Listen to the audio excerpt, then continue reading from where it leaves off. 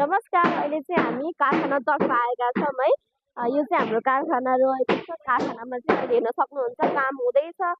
यो सबै अर्डरको सामानहरू बनिराखेको छ। बेडदेखिको लिएर भाँडा ऱ्याकदेखिको लिएर यो चाहिँ डाइनिङ टेबल रहेको छ है। अनि यो चाहिँ लो वेट रहेको छ। हामीले सस्तो प्राइसमा पनि बेडहरू निकाल्ने कोसिस गरिराखेका छौँ र यहाँ चाहिँ डाइनिङ टेबलहरू पनि बन्दैछ है। र दराजहरू अब अरू सामानहरू पनि कारखानामा बनिराखेको छ। एकदम भद्रगोल छ सबै अर्डरको सामान हो भने। यो चाहिँ पुरै ऱ्याक बनिराखेको छ।